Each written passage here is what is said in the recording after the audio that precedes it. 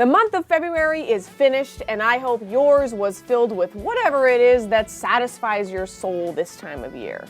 Mine was jam-packed with the Georgian era, Greek mythology, and complex characters navigating those two worlds. Pandora by Susan Stokes Chapman was Katie's book club February pick. So in my words, I would say this book is the story of a young orphan, Dora, who lives with her uncle, and he is essentially repulsive, I would say.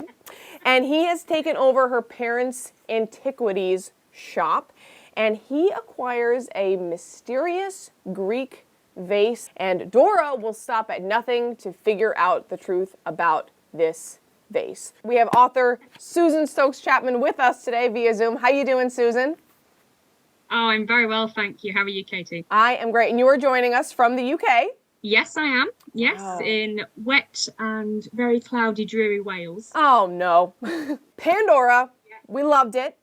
Tell me in your words, what is this book about? I would consider it not a retelling of the Pandora's box myth, but a loose reinterpretation. It is the story of Dora Blake. She is an aspiring jewellery artist, but she currently lives in poverty and very unhappily in her uncle's shop of antiquities, which used to belong to her parents. They tragically died in an archaeological dig gone very wrong a few years before. And he's just generally, as you say, a bad piece of work. But when a mysterious shipment does arrive at the shop, her uncle starts acting incredibly weird, and she's completely intrigued as to why. So she basically breaks into the basement, and she finds there a very beautiful and very ancient-looking, mysterious Grecian vase.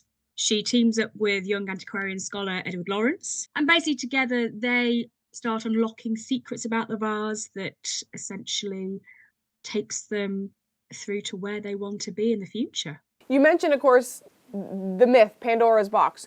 What inspired you to kind of dig into that?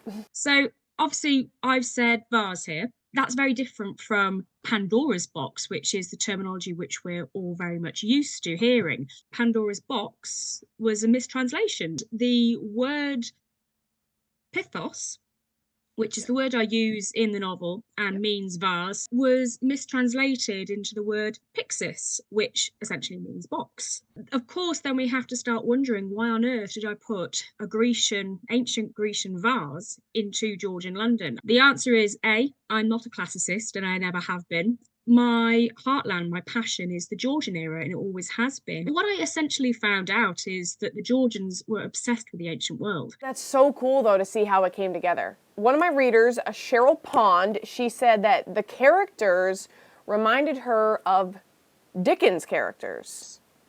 What do you think about that? Well, it's not the first time I've heard this. I have been told, especially from some early readers and agents, that it felt very Dickensian in nature. Now, Dickens was obviously Victorian era, not Georgian. But I'm going to take that as a massive flattery, really. It must have been a subconscious thing there, but definitely a compliment, absolutely. So thank you very much for that. Yeah, definitely. I always like to, pull a quote out that I really enjoy, that really spoke to me.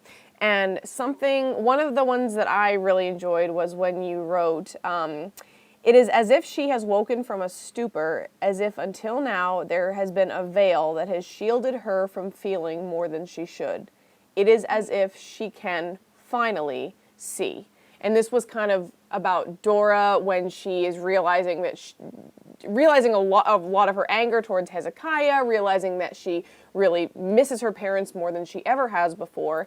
And I think that the reason that I connected with that so much is I feel like sometimes we do kind of like mask our feelings. We just get used to it should be this way, this is how it is.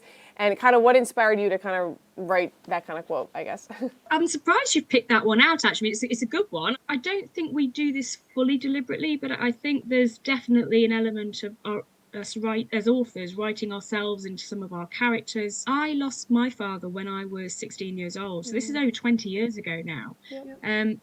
And I think I did shield my feelings quite a bit. I had that very kind of, not a standoffish attitude, I suppose, but very much a right, let's get on with it. I can't be sitting around moping. Let's just go, kind of go on autopilot essentially. And maybe I was putting myself in Dora's shoes in that sort of sense. The thing I love about Dora is that she overcomes this, and she's such a strong, independent character.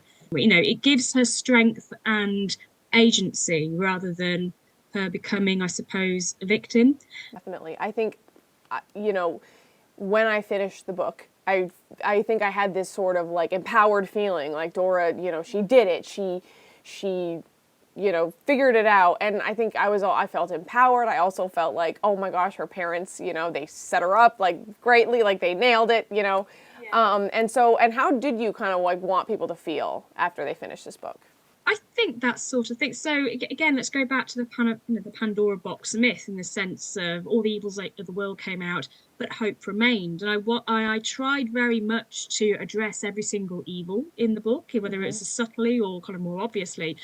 But throughout, there was always that hope underlying everything, in terms of Dora's motives, Edward's motives, Cornelius, Lottie, even Hezekiah. There was hope kind of ingrained in every single kind of element. And I feel by ending the novel in the way that I did, there is that element of hope. Yes, absolutely. Now, of course, this was your debut novel, so what can we expect next from you? Well, I actually have a short story coming out in an anthology called The Winter Spirits here in the UK. I am working on a second novel at the moment. It's a bit of a tricky one. Anything I write in future is going to be set in the Georgian era, and so this particular novel is set in 1780s rural Wales, which is where I'm living now. Let's see where we go from there. Let's see. I love it. Author Susan Stokes Chapman, thank you so much for having this be our Katie's Book Club pick, and thank you for joining us today. Thank you for having me.